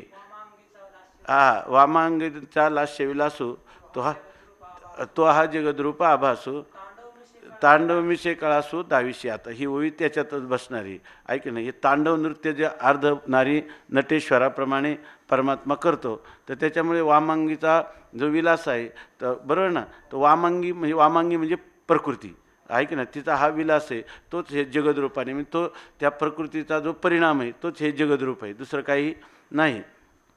आणि ती त्याला सोडून नाही. म्हणून आता हे जे दोन्ही प्रकार, तो आवडीचाच व्यवहार, म्हणजे हे झालं पाहिजे की ज्या वेळेला कोणत्याही प्रकारात आपण आपल्या शुद्ध स्वरूपात राहिलो तरी आवडी नाही.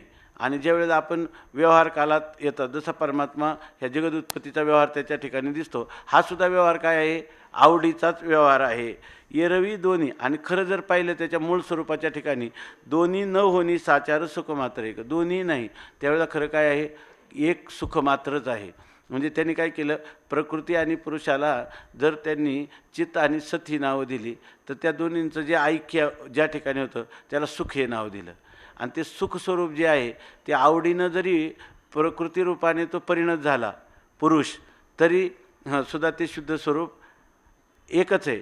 आणि ज्या वेळेला प्रकृतीचा त्याग करून त्याने त्या प्रकृतीला आपल्यामध्ये लीन करून घेतलं, तरी दोन्ही मिळून सुख मात्र एकच आहे. म्हणजे ते सुख जे आहे ते अपरिणामी अशा प्रकारचं सुखस्वरूप ते मात्र एकच आहे, ऐकून, म्हणजे एकच चैतन्य आहे. एवं दोन्ही प्रकारी आवडीचे सर्वभरी काजे निजात्मसत्ता उनीपुरी कधीच नव्हे. एवं दोन्ही प्रकारी, अशा दोन्ही प्रकाराने आवडीचे सर्वभरी, त्या आवडीच्या वेगाने काजे निजात्मसत्ता, परंतु जी निजात्मसत्ता आहे, जे मूळ स्वरूप आहे, ते उनीपुरी कधीच नव्हे. ते कधी न्यूनही झालं नाही आणि ते कधी परिपूर्ण झालं असंही नाही. ते मूळचंच परिपूर्ण आहे, त्याच्यामध्ये ऱ्हास आणि आधिक्य हे कधीही होत नाही, कधीच नव्हे.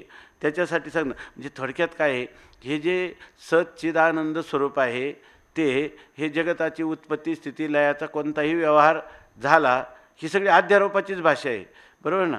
तर हा सगळा जरी व्यवहार झाला तर त्याची मूळ निजात्मसत्ता, मूळ आत्मसत्ता जी आहे ती त्या ठिकाणी कधीच उणीपुरी होत नाही.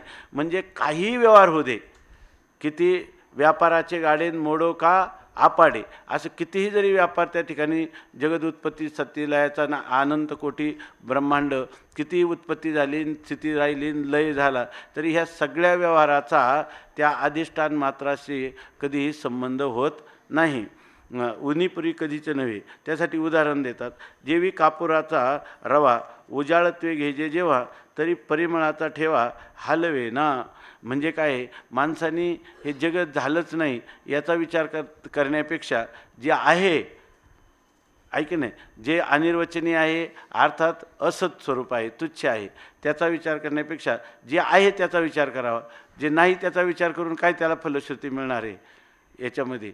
तर त्यांनी आपला विचार जो करायचा तो विचार असाच करा, कोणताही व्यवहार जरी झाला तर सगळा व्यवहार जो आहे आस्तिभाती प्रियाच्या अधिष्ठानावरच चालू आहे.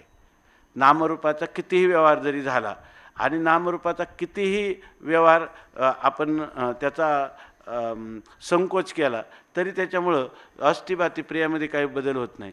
आणि कितीही नामरूपाचा व्यवहार वाढला तरीसुद्धा नामरूप म्हणजे जगत आहे.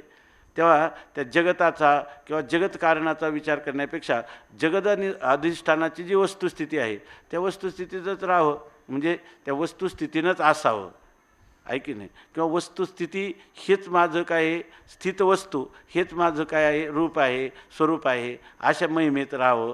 असं ही याच्यातून फलश्रुती मिळते आपल्या ह्या ग्रंथाच्या चिंतनाने, बाकीच्यानी काही मिळणार नाही.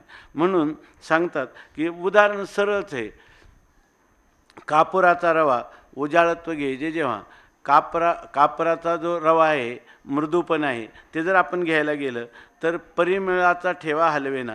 तो काय म्हणतो, कापराचा, बरोबर ना, कापराचा रवा म्हणजे कापराचा जो सूक्ष्म असा मृदूता आहे त्याचं ग्रहण करायला गेला आणि तो काय म्हणला, मला फक्त मृदूताच ग्रहण करायची, परिमळाचा ठेवा घ्यायचा नाही. असं जरी म्हटला तरी परिमळाचा ठेवा हलवेना. त्याला त्या सुगंधाचा जो लाभ होणार आहे ठेवा, तो त्याला त्याच्यामध्ये हलवेना म्हणजे दूर करता येत नाही. मृदूता घ्यायला गेला का सुगंध हा त्याला येणारच. उजाळ, इथं कापराचा रवा उजाळत्वे घ्यायचे. जेव्हा कापराचा रवा हा उजाळ म्हणजे त्याला काय म्हणतो आपण, श्वेत वर्णाचा, श्वेतवर्ण रूपाने त्याला श्वेतता त्याची घ्यावी असं जर तो म्हणायला गेला तर त्याच्या ठिकाणी सुगंध हा येणारच. सुगंधाला दूर करून केवळ उजाळत्व किंवा श्वेतत्व त्याला ग्रहण करता येणार नाही.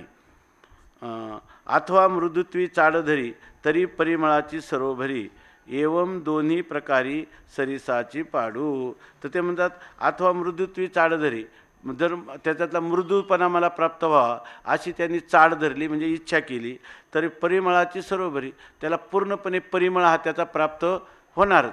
सरोवरी म्हणजे पूर्ण सुगंध हा त्याला प्राप्त होणारच. एवं दोही प्रकारी सरिसाची पाडू, दोन्ही प्रकाराने काय सारखाच प्रकार आहे. सरिसाची पाडू सारखीच तुलना आहे. दोन्ही कोणतं एक घ्यायला गेलं का दुसरं येतच असतं. तेवी प्रकृती पुरुष प्रवाही, आवडीशी चुकी नाही, भलतैशी उलथत आहे एकीच कडे. तेवी प्रकृती पुरुष प्रवाही, या प्रकृती आणि पुरुष यांचा जो प्रवाह आहे म्हणजे अनादी कालापासून चालत आलेला प्रकृती पुरुष, हे दोन्ही अनादी आहे की नाही, दोन्ही अनादी आहे. त्या प्रकृती पुरुषाच्या अनादी प्रवाहामध्ये आवडीशी चुकी नाही. ती आवडी जी आहे ती कधी चुकलेली नाही. म्हणजे दोन्ही काय होतं, आवडीनंच होतं. म्हणजे जगत उत्पत्तीचा व्यवहार होतो तेव्हा प्रकृती पुरुषामध्ये आवडीनंच होतं आणि जगताचा जेव्हा उपसंहार होतो त्यालाही कारण कोण आहे, आवडीच आहे. बरं, आवडीची चुकी नाही. आवडी कधी एकमेकापासून विलग होत नाही. भलतैशी उलत आहे एकीकडे, दोन्हीकडे उलटला तरी म्हणजे प्रकृती रूपाने तो उलटला, बरोबर ना, म्हणजे प्रकृती रूपाला तो प्राप्त झाला तरीसुद्धा किंवा प्रकृतीला त्याने आपल्या विशुद्ध आपलं लीन करून आपल्या विशुद्ध स्वरूपातला तो प्राप्त झाला तरी भलतैशी उलटताई एकीचकडे, ती एकाचकडे म्हणजे एकाच बाजूला जरी उलटली प्रकृतीच्या किंवा पुरुषाच्या, बरोबर ना, पुरुषाच्या बाजूला उलटली म्हणजे प्रकृती पुरुष रूपामध्ये लीन झाली किंवा पुरुष प्रकृती रूपाने उलटला म्हणजे जगत कारणत्वाला प्राप्त झाला. तरी दोन्हीमध्ये कारणी कोण आहे, आवडीच आहे. जगताच्या उत्पत्तीलाही कारण झाला तेव्हाही आवडच आहे आणि जगाला उपसंहार केला तेव्हाही त्याला कारण कोण आहे, आवडच आहे एकीचकडे. आता एक गोष्ट लक्षात नेहमी ठेवायची, आपण सकाळी चिंतन केलं, ही आवड म्हणजे माणसाला त्याला जीवन काय काय करेल तो जीवनमुक्तीचे विलक्षण सुख वगैरे ही आवडच आहे ना. तर खरं आवड शब्दाचा अर्थ असा आहे की लहान मूल जसं असतं ना, आवड कशाला म्हणतात, एखाद्या गोष्टीपासून काही फलश्रुती नाही आणि ती गोष्ट ते म्हणत लहान मुलं खेळत असतं, त्याच्या लहान मुलाला खेळण्यामध्ये काही फार मोठा फलश्रुती होती असं नाही, ती त्याची कशी असते, आवड असते, असं आपण म्हणतो. तसं इथं आवडीच्या वेगात ह्या सगळ्या गोष्टी घडतात. परंतु असं जरी घडलं तरी ते आवड मात्र त्याची कुठंच चुकत नाही. आवड म्हणजे त्या सत आणि चित, प्रकृती आणि पुरुष यांच्या आनंदात आवडी, त्यांनी सांगितलं ना, ह्या दोन्हींचं ऐक्य म्हणजे काय आहे, आनंद आहे. त्या आनंदात कधी त्रुटी पडत नाही, त्याची आनंद स्वरूपता अभंगच राहते. दुःख संबंध विवर्जित अशी ती जी आवड आहे ती केवळ सुखस्वरूपच असते. जरी या विलासरीती आवडीशी हानी होती तरी काय मागुती या कौतुकाची. हां, तर ते म्हणतात जर या विलासरीती हा जर त्या शिव आणि शक्तीचा विलास होत असता आणि या रीतीमध्ये आवडीची हानी होती, जर त्यांची आवडीची हानी झाली असती म्हणजे त्यांच्या आनंदात जर काही उणं झालं असतं तरी काय मागुती या कौतुकाची, तरी हे कौतुक त्यांनी परत परत मागुती म्हणजे पुन्हा पुन्हा हे कौतुक कशाला केलं असतं. याचा अर्थ लीलेने त्यांनी हे सगळं जरी केलं, बरोबर आहे ना, तरीसुद्धा त्या मूळ स्वरूपाची कोणत्याच प्रकारची हानी होत नाही.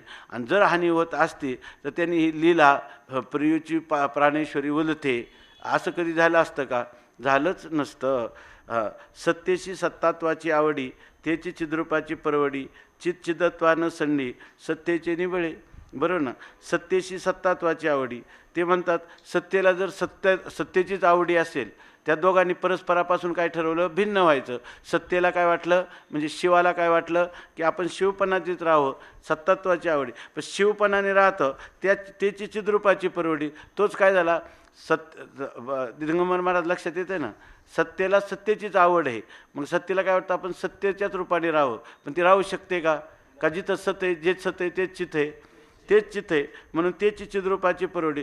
सत्ता स्वतःला सत्तारूपानेच केवळ घ्यायला गेली का त्या ठिकाणी चिद्रूप आल्याशिवाय राहत नाही. चिद्रूपाची परवडी, तिथं चिद्रूपाचाच काय होतं, परवडी म्हणजे प्रकार तुम्हाला अनुभवायला येतो. चिदत्वानं सांडली, आणि चित्तने ठरवलं की आपलं आता किंवा प्रकृतीनं ठरवलं आपल्या स्वरूपाचा परित्याग करायचा.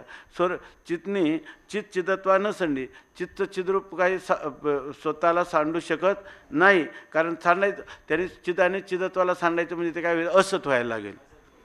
ते काय होईल, असत होईल. त्या सत्तेचे निबळे त्याच्या, कारण चिद असतला सोडून राहतच नाही, आणि त्या सत्तेच्या बळावर चिदत्वाला कधी सांडू शकत नाही, जरी त्यांनी म्हटलं तरी सांडू शकत नाही.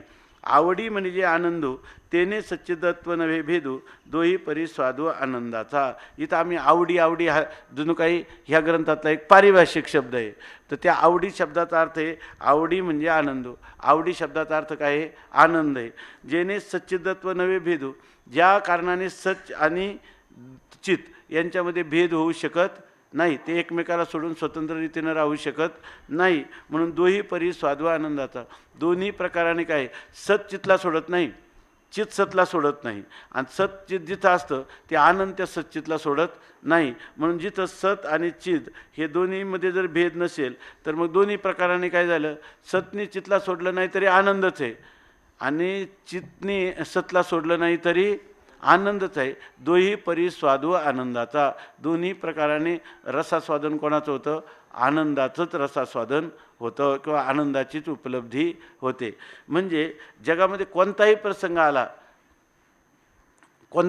आला तरीसुद्धा आपल्या आनंदात इतकिंचितही उणीव होत नाही, आणि तो आनंद म्हणजे कधीही नाश न पावणारा असा आनंद आहे. बरोबर ना. कधीही नाश न पावणारं सत्य आहे, आणि कधीही नाश न पावणारी अशा प्रकारचं ज्ञान आहे. हे त्याचं स्वरूप आहे, आणि स्वरूप कायम अखंड जसेच्या तसंच आहे. किती जगन अनंत कोटी ब्रह्मांड उत्पन्न होऊ नाहीतर नाश हो, ही सत्ता जेव का तेव्हा आहे. असो आवडीच्या सरोवरी. आवडी शब्दाचा अर्थ इथं आनंद असा घेतला आहे. ही आवड जी आहे ती आनंद. आणि ज्या वेळेला आपण हे विवर्तवादाच्याच कक्षेतून केवळ चिंतन करतो, त्याच्यात रंगनाथ महाराज परभणीकरांनी काय ते आवडीचं स्वरूप सांगितलं माहिती आहे का.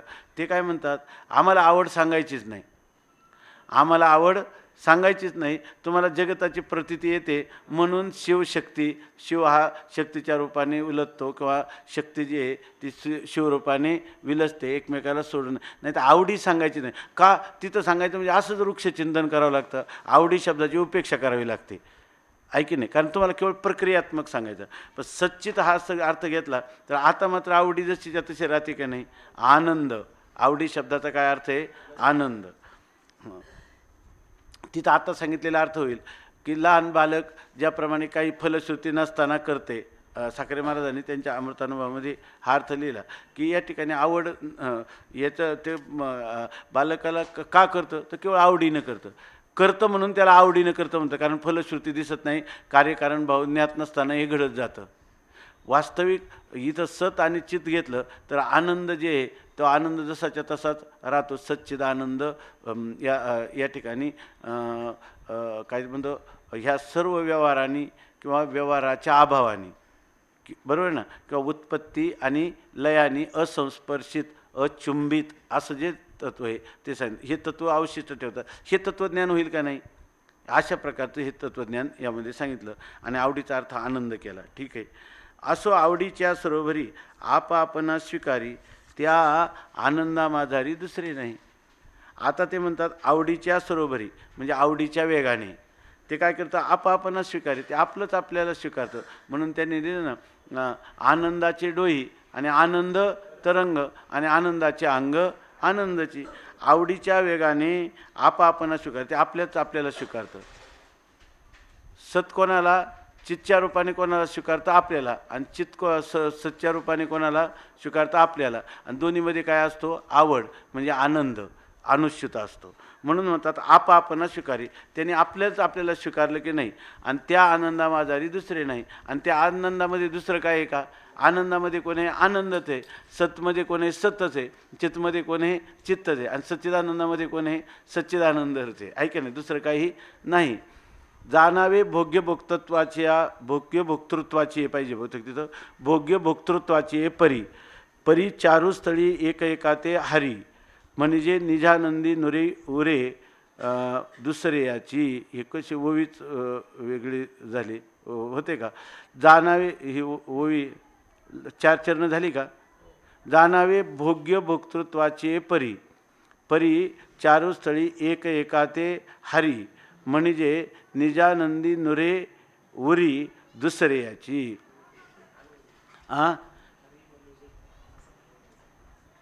परी चारुस्थळी एक एकाते हरी, म्हणजे नाही. हे ओवीत कुठं दंड पुढं मागे झाला आहे का? नाही ना. बघा मग पुन्हा. जाणावे भोग्य भोक्तृत्वाचे परी.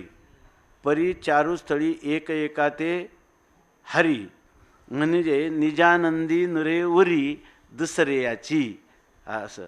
तर इथं भोग्य भोक्तृत्वाचे परी जाणावे, म्हणजे भोग्य आणि भोक्तृत्व यांचा परी म्हणजे प्रकार जर आपण जाणायला गेलं, भोग्य आणि भोक्तृत्व याचं म्हणजे भोक्ता आणि भोग्य अशा प्रकारचं द्वैत जर मांडायचं आणि त्याला जाणायचं जर म्हटलं, परी चारुस्थळी एक एकाते हरी. परंतु चारुस्थळामध्ये म्हणजे त्या विशुद्ध आत्मस्वरूपाचं ठिकाणी ते एक एकाते हरी. एक एकाला काय करतं? पोटात घालतं. बरोबर ना? एक एकाला पोटात घालतं, म्हणजे सत कोणाला पोटात घालतं? चितला घालतं. बरोबर ना? आणि सत चिद्दो कोणाला पोटाला घालतात?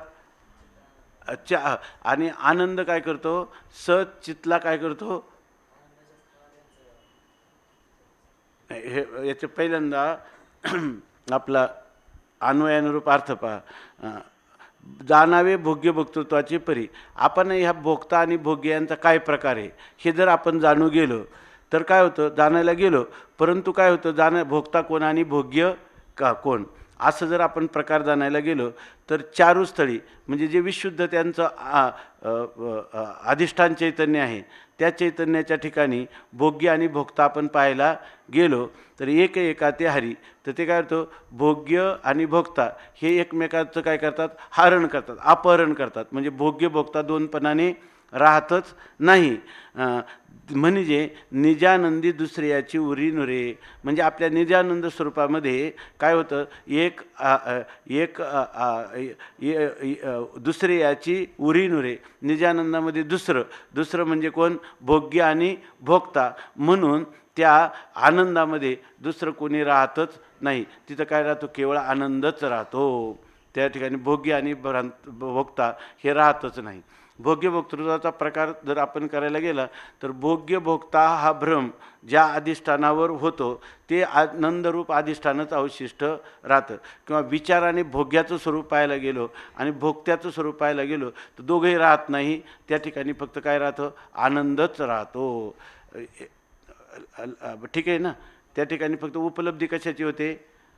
आनंदाचीच होते. भोक्ता आणि भोग्य राहतो का? खरं तर त्याचा आशय असा आहे का जोपर्यंत भोग्य भोक्तृत्व भ्रांती असते तोपर्यंत विशुद्ध आनंदाची उपलब्धीच होत नाही. विशुद्ध आनंदाची उपलब्धी ही केवळ अद्वैत स्वरूपातच होते आणि त्या अद्वैत स्वरूपात भोग्य भोक्ता सापडतच नाही. ऐक नाही. मग तिथं काय आहे? केवळ आनंद आहे. हा हा हा ठीक हा ते तर काय सरळच आहे. ते भोग्य भोक्ता पण ते त्याच्यामध्ये आनंदामध्ये सापडत नाही. म्हणजे काय झालं? आनंदामध्ये ते वेगळेपणाने सिद्ध होत नाही असा अर्थ घ्यायचा. आनंदाच्या वेगळेपणाने सिद्ध होत नाही. आणि ज्या वेळेला आपण भोग्य भोक्ता यांचा हे करायला जातो, शोध घ्यायला जातो, भोग्याचं आणि भोक्त्याचं वास्तविक स्वरूप काय? तर ते भोग्य आणि भोक्ता हे जे काही त्रिपुटीचं स्वरूप आपण विचारांती पाहायला जातो त्यावेळेला आपल्या हातात भोग्य भोगता येत नाही, म्हणजे उपाधीचे धर्म येत नाही, आपल्या हातात उपहित येतं, बरोबर ना, की जे आनंद येतं आणि त्याच्यामध्ये भोग्य आणि भोक्त्याची सिद्धी होत नाही असा अर्थ. आणि तुम्ही सच्चित म्हटलं तर त्याच्या ठिकाणी निजानंदी नुरे उरी दुसऱ्याची, म्हणजे निजानंदामध्ये त्याची दुसऱ्याची म्हणजे सत आणि चितची उरी म्हणजे ती शिल्लक राहत नाही. शिल्लक राहत नाही म्हणजे वेगळेपणाने शिल्लक राहत नाही असं घ्यावं लागेल. तिथं ते वेगळेपणाने शिल्लक राहत नाही. सच्चित हे काय होतात, आनंदपदी जया म्हणती हरी असं. पण इथं ते म्हणतात ना की निजानंदी उरी नुरे, निजानंदामध्ये ते उरतच नाही. उरतच नाही म्हणजे काय, दुसऱ्या रूपाने उरत नाही किंवा वाच्य स्वरूपाने सिद्ध होत नाहीत. सत आणि चित शब्द हे वाच्य शब्दाने त्या ठिकाणी ते स्वरूपाने सिद्ध होतात किंवा स्वरूपाने राहतात, परंतु ते विषय मात्र होत नाही. सत आणि चित पदाचा विषय मात्र विषय रूपाने उपलब्धी त्यांची होत नाही. चारुस्थान म्हणजे भोग्यस्थान, जे की उत्तम आनंद सदन, जेथे भोगी दुजेपण हरपोनी जाते. आता इथं हे जे सगळे शब्द पारिभाषिक आहेत ना, आवडी शब्दाचा आनंद अर्थ केला. आता इथं चारुस्थान म्हणजे भोग्यस्थान. चारुस्थान म्हणजे हां हां झालं ना, पण इथं चारुस्थळी एका हरी एका अंगाची हे झालं. परी चारुस्थळी एक एकाती हरी, ठीक आहे, म्हणजे विशुद्ध स्वरूपातच नाही, एक एकात हरवतात. आणि इथं काय म्हणलं, चारुस्थान म्हणजे भोग्यस्थान असं लिहिलंय. पुन्हा इथं चारुस्थान म्हणजे भोग्यस्थान, जे की उत्तम आनंद सदन, जेथे भोगी दुजेपण हरपोने जाते. ठीक आहे, चारुस्थान म्हणजे भोग्यस्थान. भोग्यस्थान म्हणजे कोणतं स्थान, आनंद सदन म्हणजे आनंद स्वरूप. आणि त्याच्यामध्ये ज्या आनंद स्वरूपामध्ये त्या आनंद स्वरूपाच्या भोगामध्ये, बरोबर ना, त्याचा जर भोग घ्यायला म्हटलं तर त्या ठिकाणी भोगता आणि भोग्य राहतच नाही. मग काय, दुजेपणा हरपोने जाते. त्या ठिकाणी द्वैत पूर्णपणे हरपून जातं. म्हणजे त्या विशुद्ध स्वरूपामध्ये सच्चिद आनंद पदाची वाच्यता जाऊन केवळ विशुद्ध सन्मात्र चिन्मात्र आनंद घनत्व त्या ठिकाणी अवशिष्ट राहतं. अहो आवडीच पुरते नावेक दुजेपण भासू येते, परी भोगी साठवते एक एका माझी. आता ही एक होईल. अहो आवडीचं पुरते म्हणजे आवडीच्या पुरतंच फक्त, म्हणजे आवडीच्या भरात, आवडीत जो का आवडीचा काल आहे तेवढंच फक्त. नावेक दुजेपणा भासू येतो म्हणजे त्या आवडीच्या पुरतं, म्हणजे तुम्हाला जी आवड उत्पन्न होते, म्हणजे इथं ज्या काळात फक्त त्या पदार्थांची प्रतीती येते तेवढाच काल दुजेपणा भासू येते. दृष्टीसृष्टीवाद आहे की नाही, तेवढ्याच कालामध्ये तुम्हाला हा द्वैत फक्त प्रतीतीला येतं. परी भोगी साठवते एक कामाची, परंतु त्याचा भोग, भोग्य शब्दाचा अर्थ केला आनंद, बरोबर ना, म्हणजे त्याचं विशुद्ध आनंद स्वरूप. त्याप्रमाणे तिथं मात्र एक एकामाजी साठवते. ते सच्चित निवृत्त होतात असं नाही, त्या आनंदामध्ये त्या ठिकाणी लीन होऊन जातात, त्याच्यामध्ये साठवले जातात. आनंदाला सोडून तर ते राहतच नाही, म्हणून ते दोन्ही त्या एकामध्ये साठवून जातात.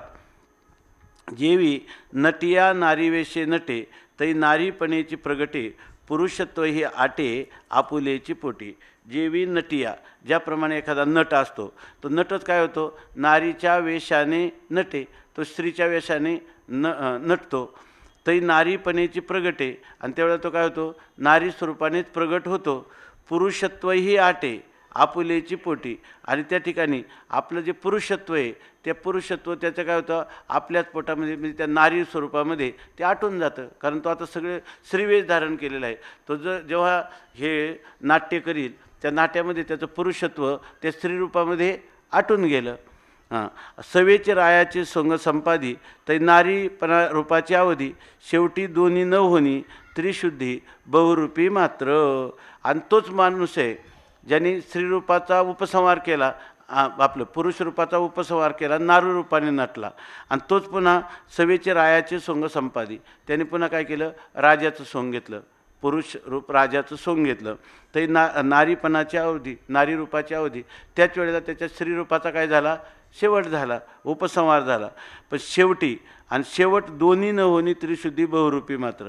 आणि खरं जर पाहिला तो स्त्री पण झाला, राजा पण झाला नाही आणि स्त्री पण झाला नाही, तो काय त्याचं मूळ स्वरूप कसे, शेवटी दोन्ही न होणी. श्री झाला नाही, राजाही झाला नाही, तरी बहुरूप त्रिशुद्धी बहुरूपी मात्र, परंतु तो केवळ बहुरूपी हे मात्र त्याचं स्वरूप आहेच. बहुरूपी हे त्याचं शुद्ध स्वरूप जे आहे तो खरा होता बहुरूपी, तो नव्हता राजा आणि तो नव्हता नारी.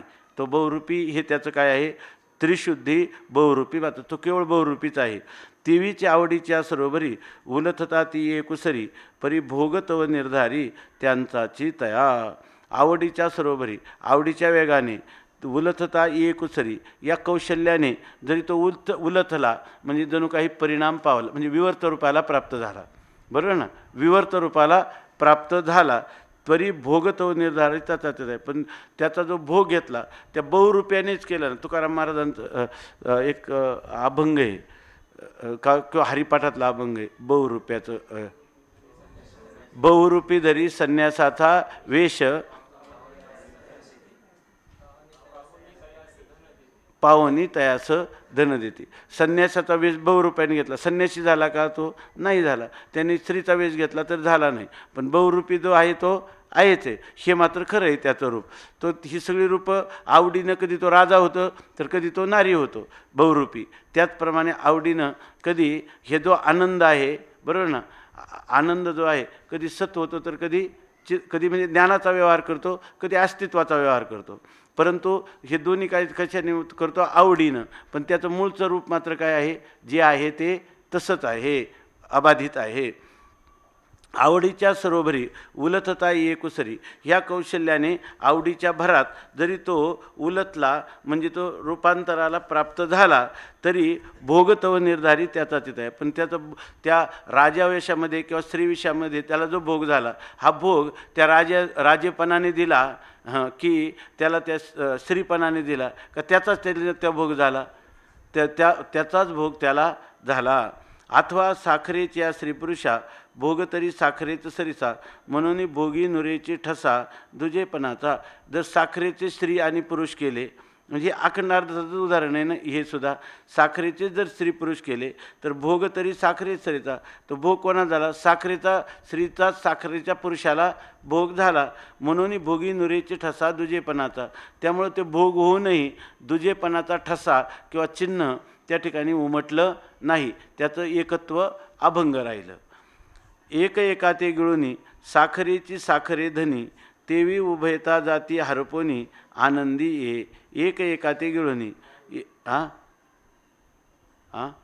एक एका ते गिळुनी, एकाने एकाला गिळलं तरी साखरेची साखरे धनी, साखरेने साखरेची काय झाली, तृप्ती. एकाने एकाला गिळलं, साखरेने साखरेच्या पुरुषाला गिळलं तर तृप्ती कोणाची झाली, साखरेने साखरेची काय केली, धनी किंवा तृप्ती तिला प्राप्त झाली.